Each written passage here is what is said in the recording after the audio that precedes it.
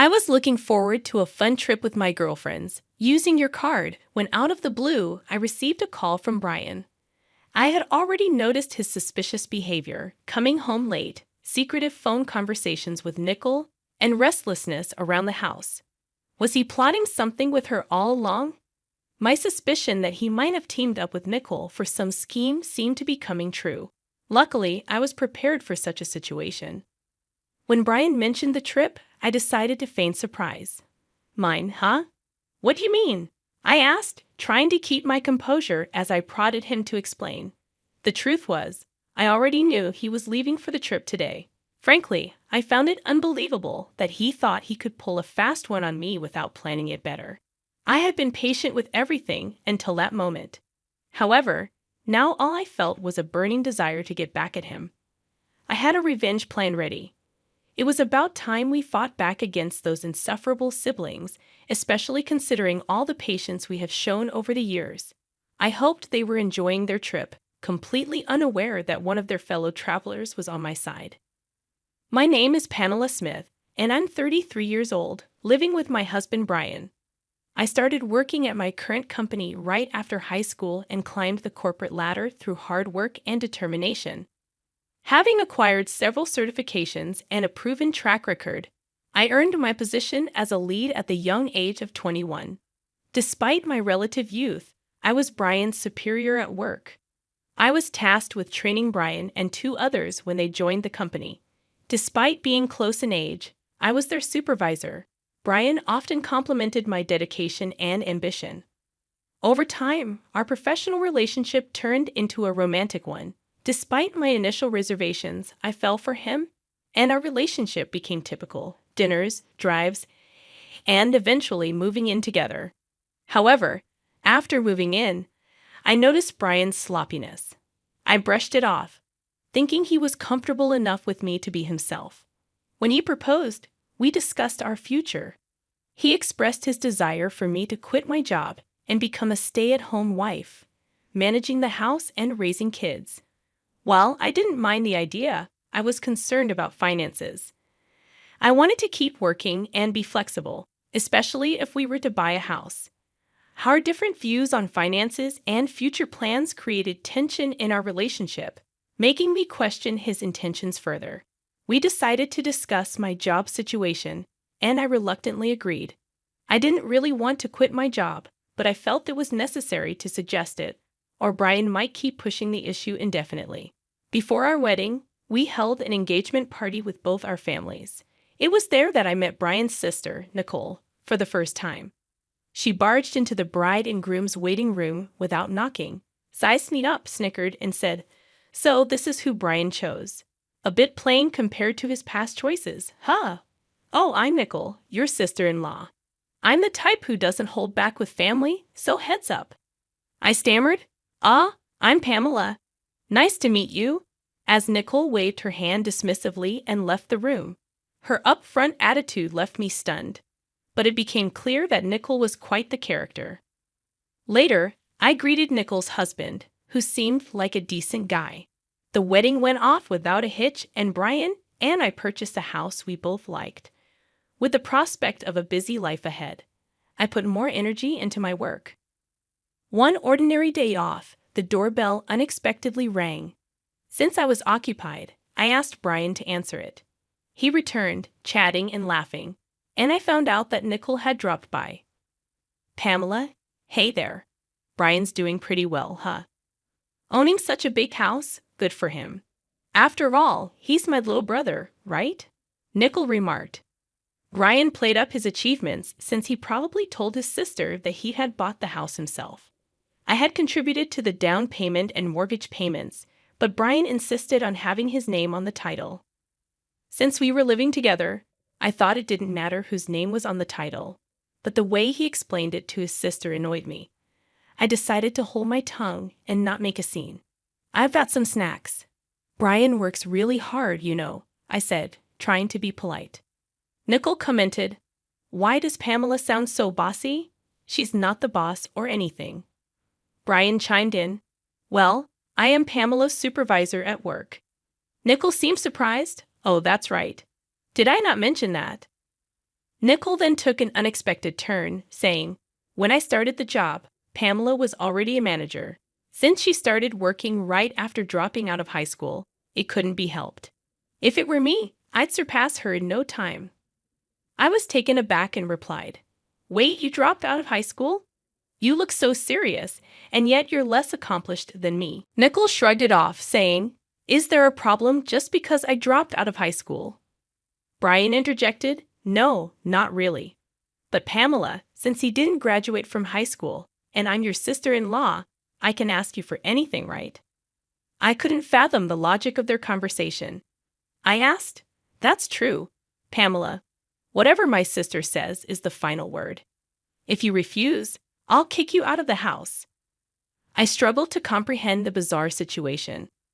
Why was my lack of a high school diploma suddenly relevant? And why would refusing my sister-in-law's demands lead to eviction? I offered a polite smile and quickly retreated to the kitchen, overhearing Brian's discussion with his sister, which appeared to be a serious one. Afterward, Nicole approached me and said, "Pamela, I've got a favor to ask. I need to borrow some money, like $5,000. Please." I couldn't help but react. "How is that a little money? That's a lot. What do you need it for anyway?" Nicole insisted, "Come on, it's just $5,000. You're a supervisor, right? You must have a good salary." I sighed, realizing that this situation was getting even more complicated than I had anticipated. I found myself in a situation where I needed to cover the remaining renovation costs. "Didn't you just brag about your new condo the other day?" I asked Nicole, my sister-in-law. She replied casually, "Oh, did I? Anyway, Brian said he'd lend it to me and told me to ask you." I was taken aback. "What? Why would he decide that without asking me?" I questioned. Nicole's tone turned threatening. "Listen, Pamela, either give me the money or I'll call the boss right now and tell him you want to quit. Which one do you prefer?" Feeling cornered, I reluctantly agreed, but I set a condition. "I'll lend you the money, Nicole, but on one condition. We need to draw up a promissory note." Nicole grumbled. "What? Even though we're family? I want it in writing. So when you come to get the money, make sure to bring your ID with a picture, okay?" The next day, Nicole reluctantly complied with my request, bringing all the necessary documentation. However, as the days passed, I realized how spoiled Brian was by his sister. Nicole used the money I lent her to buy designer items, and soon, she started asking for more, without any hesitation. Each time, I made her sign a promissory note. A month later, I received an unexpected promotion at work. I was ecstatic about becoming the department manager, a step closer to my goal of becoming the head manager. I rushed home to share the news with Brian, who had taken the day off. Excitedly, I exclaimed, "Brian, guess what? Today my boss offered me the position of department manager. I've always wanted this, and now I'm getting closer to my goal." Brian's reaction was far from what I expected. He was furious. "Wait, what? Pamela, you're getting promoted? I don't understand. Did you accept the offer?" "Well, yeah, I've told you about my goal before, right?" I defended myself, trying to make him understand my perspective. His anger escalated. "Hold on. You should have asked for my permission before making such a decision. What were you thinking? Plus, I've told you I wanted you to be a stay-at-home wife, haven't I? How come you're getting promoted and I'm still stuck at the same position? Doesn't that seem odd?" Brian made a call, and shortly after, Nicole arrived. Accusing me of stealing Brian's opportunity, she mocked me, saying, "I heard you stole Brian's promotion opportunity. What's the big idea?" "No, I didn't steal anything. At our company, promotions are based on performance." Brian sided with his sister, questioning my competence at my job. Feeling overwhelmed, I tried to resist, but they restrained me. Together, they rummaged through my purse, taking my bank card. Their laughter echoed in my ears as they left. Tears welled up in my eyes. Regret gnawed at my heart.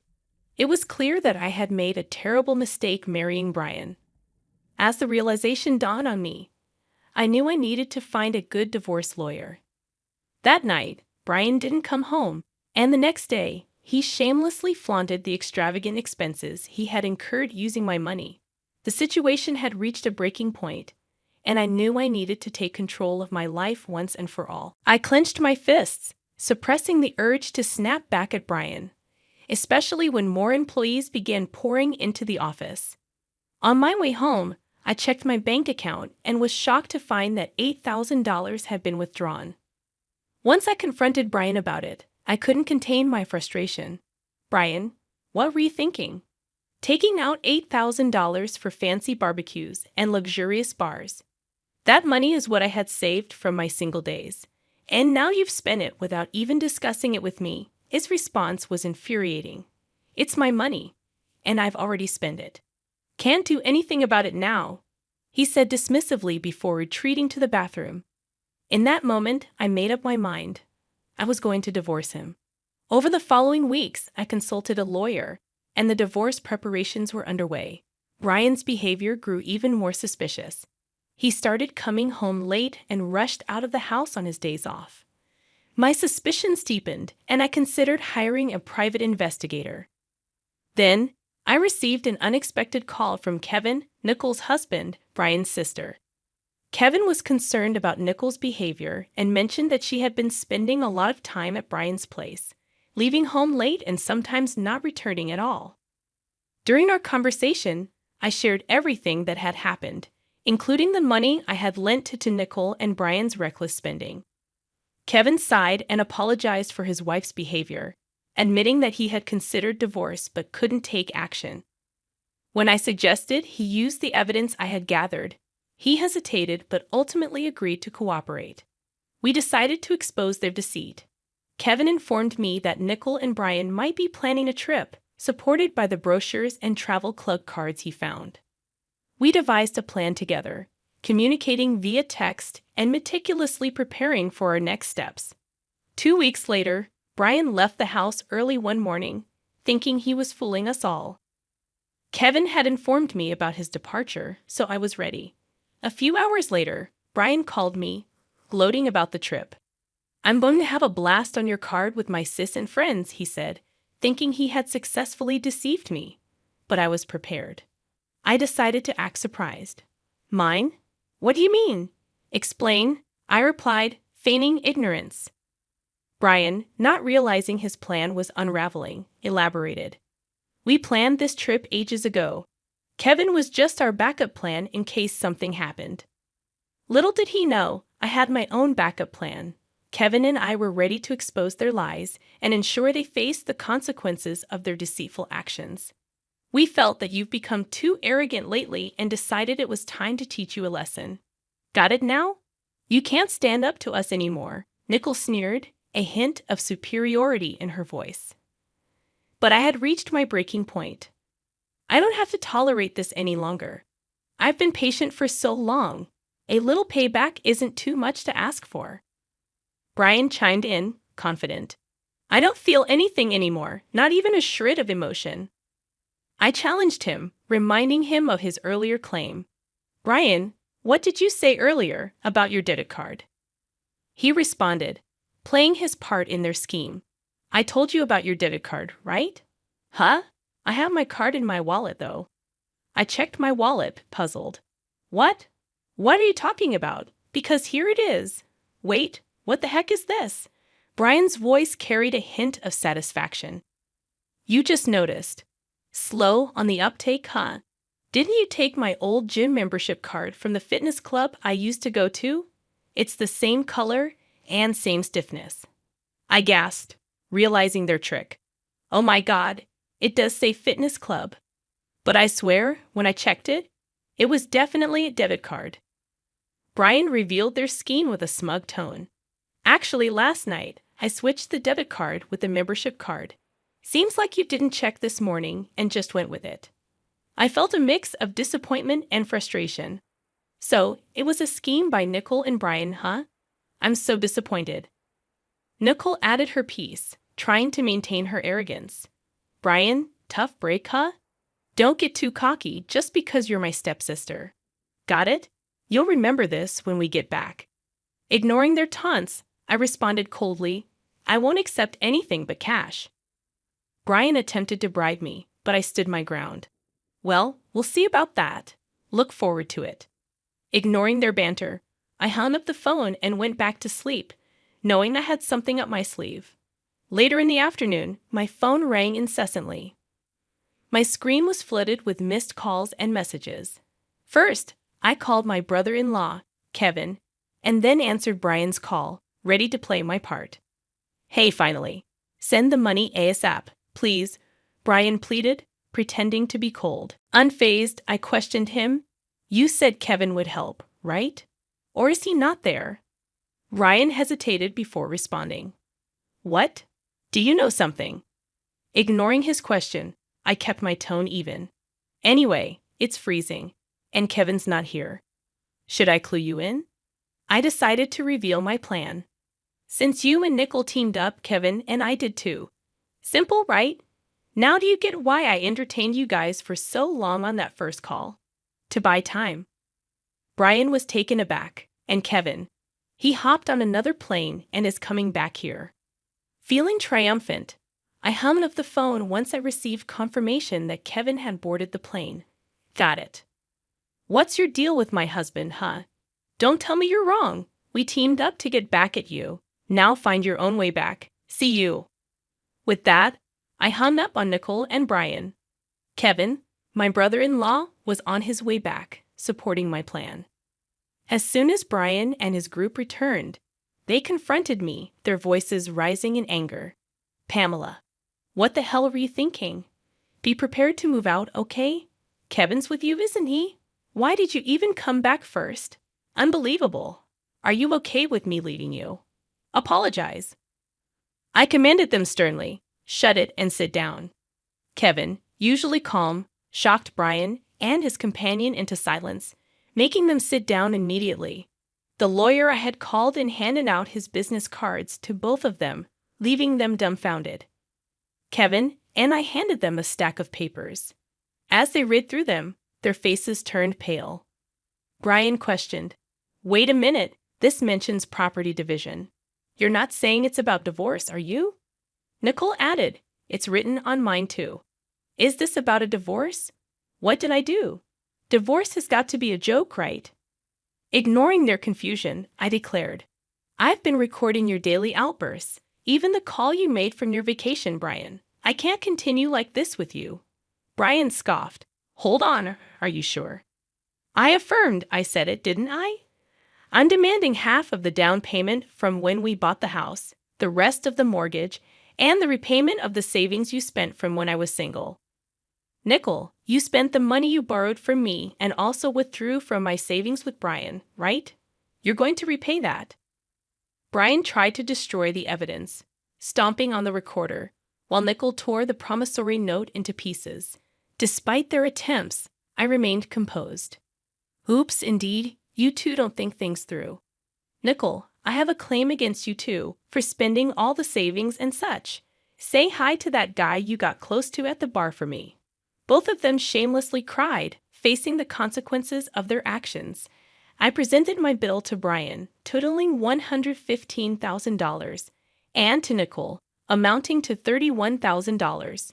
Kevin, too, demanded $120,000 from Nicole. We settled everything without going to court. Packed and ready, I left the house, ignoring Brian and Nicole's desperate attempts to reconnect. I blocked their contacts and focused on my new life. Later, when passing by my old house, I saw it was up for sale. I had moved into a condo, and my career flourished. I received a promotion to regional director, a position I had always aimed for. Kevin and I maintained a strong friendship, and life felt just right. I'm glad I got divorced. What happened between me and Kevin afterward is a story for another time.